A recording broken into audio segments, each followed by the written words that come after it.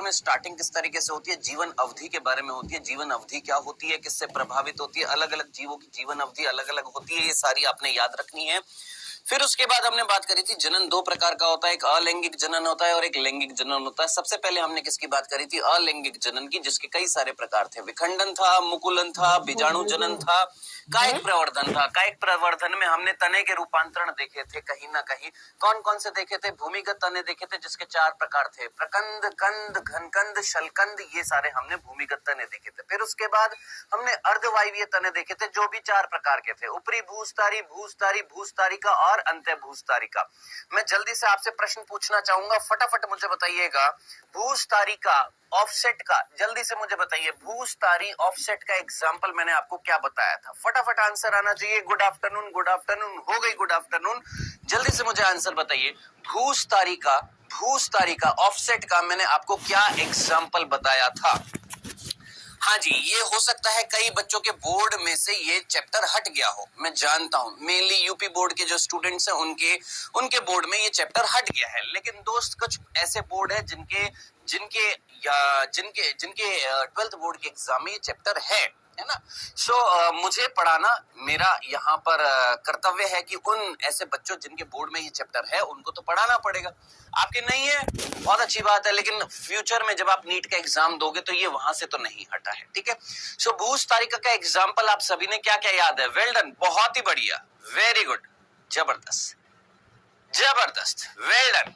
अपने दोस्तों को शेयर नहीं किया अभी तक है, अपने दोस्तों को शेयर नहीं किया। अरे भैया 250 के आसपास बच्चे और लाइक जो है 100 है। अरे कम से कम लाइक तो ठोकते जाइए, आंसर दे रहे हैं साथ साथ लाइक भी ठोक दीजिए भैया। हाँ जी, क्या दिया था आपने, जल कुंभी, है ना, यही दिया था, जल कुंभी, यही एग्जाम्पल था जी। हाँ, वाटर हाइसिंथ बोला था जी।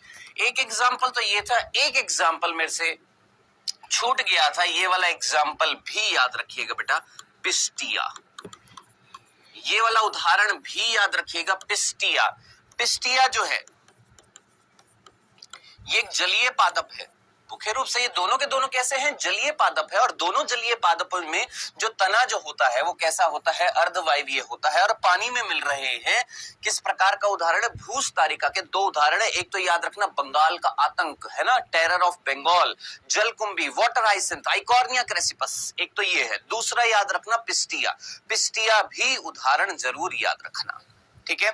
ओके भैया, चले आगे, डंडना डंडन। अब आगे बढ़ते हैं बेटा, यहाँ पर सर ब्रायोफिल्म नहीं होएगा दोस्त, ब्रायोफिल्म मैंने आपको ऑलरेडी बता दिया था। ब्रायोफिल्म जो था बेटा, ब्रायोफिल्म जो था वो तने का नहीं, वो किसका उदाहरण था, पर्ण का था। ये ब्रायोफिल्म है, पत्थर चट्टा जिसको बोलते हैं, ये पर्ण का है, ये भी पर्ण का है। और अगेव जो था, रामबास जो था, ये दोनों पर्ण थे। पर्ण पर क्या मिल रही थी, अपस्थानिक कलिका मिल रही थी। या जैसे हम आलू पर बात करते हैं, आलू पर क्या मिल रही है, अपस्थानिक कलिका, जिसको हम क्या बोलते हैं, कक्षीय कलिका। याद रखना, क्या बोलते हैं, कक्षीय कलिका बोलते हैं। यही कलिका है, यही अपस्थानिक कलिका, कक्षीय कलिकाओं के अंदर क्षमता होती है पूरा का पूरा नया पौधा तैयार करने की। याद रखना, ये प्रश्न नीट में भी पूछा गया, आलू के ऊपर कौन सी कलिकाएं होती हैं जिनके अंदर क्षमता होती है कायिक प्रवर्धन करने की, तो याद रखना कक्षीय कलिका। ये दोनों किसके उदाहरण थे, पर्ण के उदाहरण थे। ये दोनों किसके उदाहरण है, तने के रूपांतरण है, जरूर याद रखिएगा। यहां तक हम लोगों ने बात कर ली थी। 5वां जो प्रकार जो था आपके अलैंगिक जनन का, वो था पुनरुद्ध भवन, ये भी हम लोगों ने देख लिया था। इसके बाद स्टार्ट हो रहा है क्या, लैंगिक जनन। इसके बाद हमें स्टार्ट करना है लैंगिक जनन। इस चैप्टर को आज करेंगे खत्म। चले, डंडना डंडन।